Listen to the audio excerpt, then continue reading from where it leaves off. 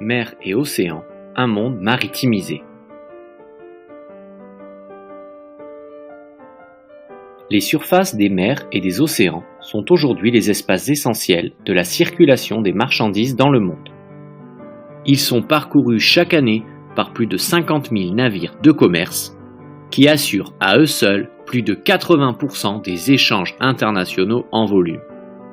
Un volume de marchandises échangées par mer qui ne cesse d'ailleurs d'augmenter puisqu'entre 1970 et 2014, il a été multiplié par 4.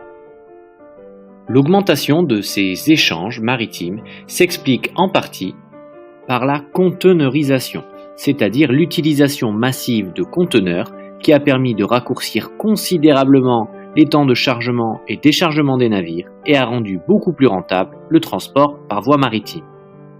Les navires de commerce naviguent sur tous les océans, mais certaines zones concentrent les échanges et les circulations. Ce sont les grandes façades maritimes qui se situent en Asie orientale, au nord-ouest de l'Europe et en Amérique du Nord-Est.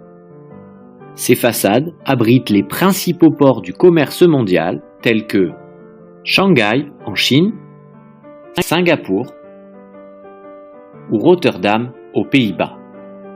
Ces ports et ces façades sont reliés par de grandes routes maritimes qui font le tour du globe.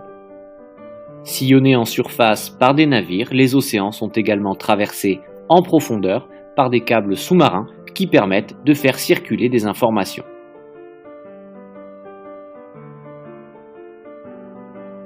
Occupant plus de 70% de la surface du globe, les mers et les océans offrent des ressources importantes et variées. Ils sont tout d'abord exploités pour la pêche qui permet de fournir poissons et crustacés à l'humanité de plus en plus demandeuse de produits de la mer. Les mers et les océans regorgent aussi de ressources énergétiques et minières stratégiques telles que le gaz et le pétrole. Ils peuvent aussi être exploités pour produire des énergies renouvelables avec les hydroliennes. Ces nombreuses ressources sont des richesses qui attisent parfois les convoitises et entraînent des tensions importantes entre les États. Des règles internationales telles que la Convention de Montego Bay permettent de définir des espaces maritimes appartenant aux États. Ce sont les zones économiques exclusives dans lesquelles les États peuvent exploiter les ressources, mais les délimitations de ces zones sont contestées dans de nombreuses régions convoitées. À ces conflits pour la maîtrise des ressources s'ajoutent d'autres tensions telles que la piraterie, notamment dans les passages stratégiques que sont les canaux et les détroits. Les puissances maritimes cherchent alors à protéger le transport sur les mers.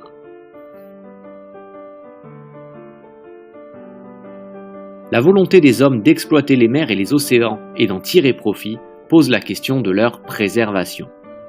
Les océans sont des régulateurs climatiques et des réservoirs de biodiversité essentiels pour notre planète. Cependant, ils sont menacés par les activités humaines, les mers, les océans sont pollués par les activités terrestres, les circulations maritimes, les exploitations offshore.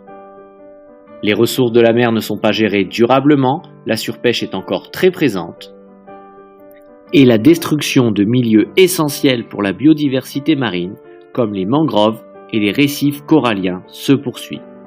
Au cœur de la mondialisation des échanges, les mers et les océans sont des espaces riches, exploités, convoités, mais aussi très fragiles qu'il convient de gérer durablement.